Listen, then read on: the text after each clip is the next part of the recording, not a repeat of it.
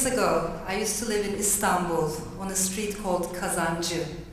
In Turkish, the word means someone who makes cauldrons, although there was no one around who quite fit this description.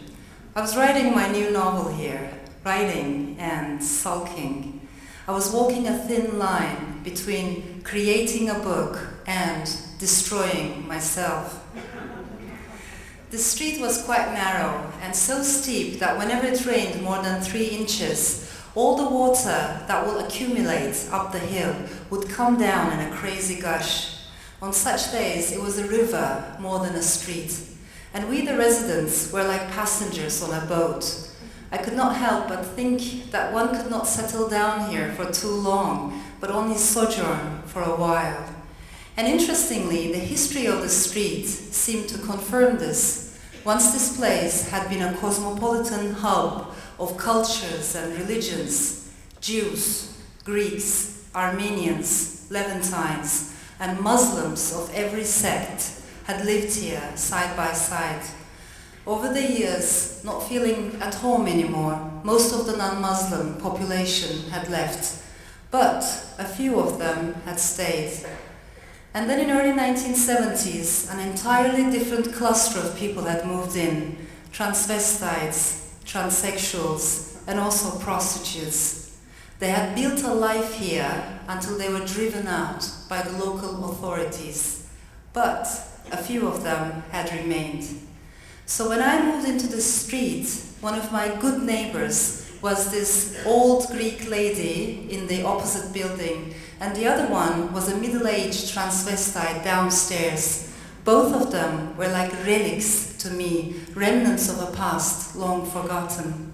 And this is where I was in the summer of 1999, writing a novel called The Gaze. The story was so different than anything I had imagined before, and far more surreal. One of the main characters was this extremely overweight and tall woman, and the other one was a dwarf. They were lovers. But because they made such an impossible couple in the eyes of other people, they were also outcasts running away from the gaze of the society. So this was the story I was working on, but all of a sudden I had hit a snag with the plot, and the characters had rebelled against me. Even the side characters were now not taking me seriously anymore. Naturally, I was depressed. The novel was sucking me in little by little. And from then on, I had only 2 choices in front of me. I would either put the book aside and take refuge in the real world, or I would put the real world aside and plunge deeper into the story and write everything all over again. And I chose the latter. I decided neither to leave my flat nor to let anyone in until I had finished the first draft. Now my flat was very tiny. It had 1 bedroom and the kitchen with ceilings so low that if you were to make pancakes, for instance, you could not possibly toss them up in the air.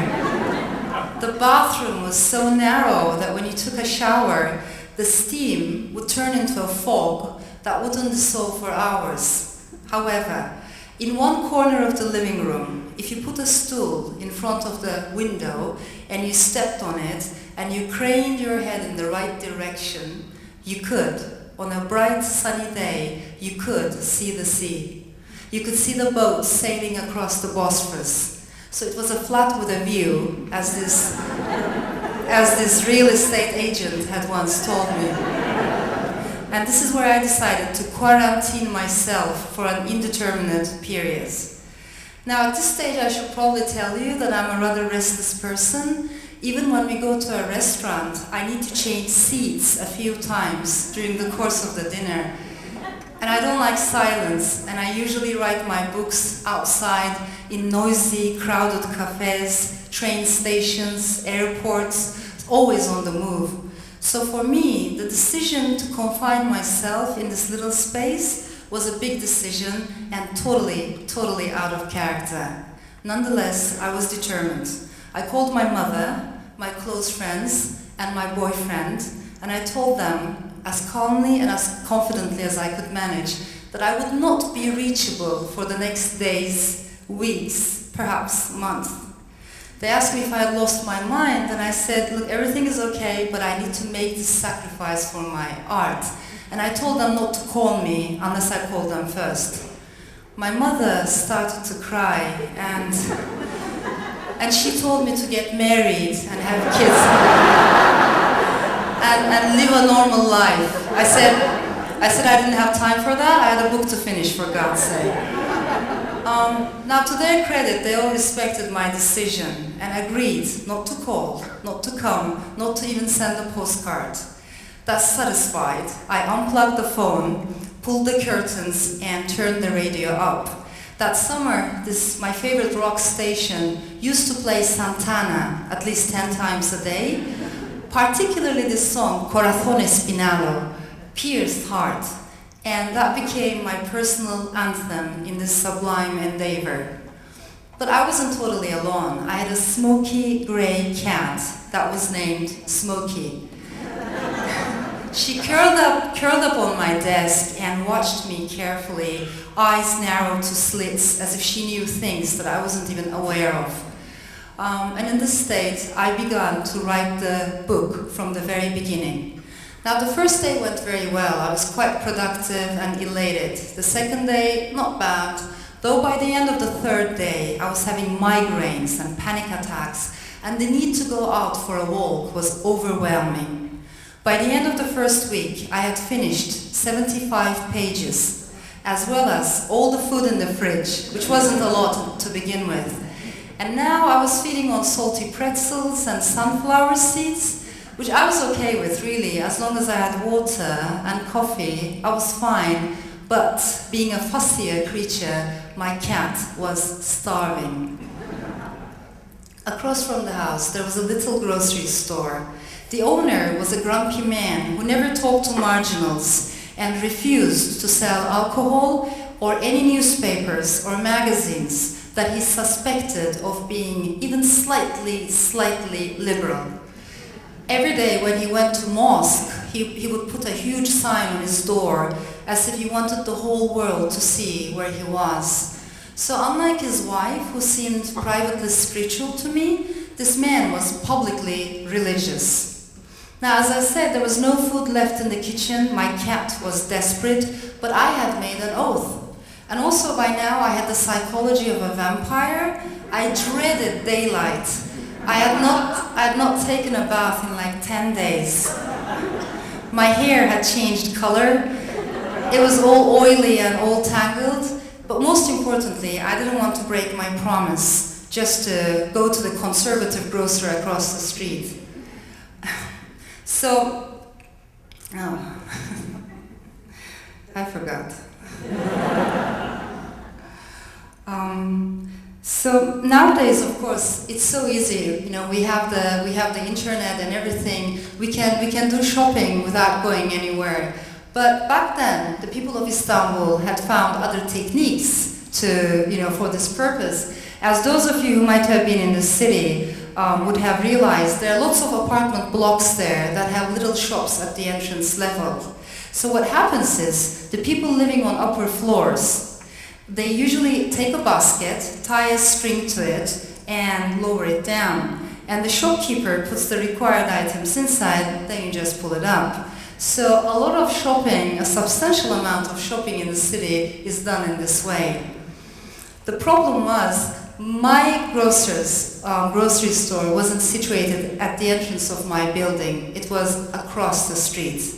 So here's what I did. I asked help from the old lady from my Greek neighbor across the street. She was in the opposite building, and together we extended a laundry line between our windows.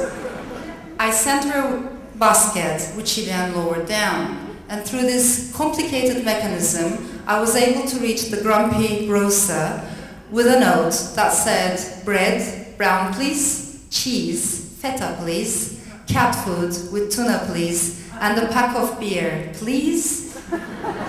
And it worked seamlessly. You know, the basket came back to me, everything was in it except the beer. No problem, my spirits raised. I renewed my oath never to go out until I had finished my book. That night, at 3 o'clock in the morning, I woke up and the whole world was shaking. The walls, the ceiling, and the floor. Having no experience before with earthquakes, I was totally unprepared, like millions of others. I grabbed my manuscript, my cat, in that order, and I ran out of the building.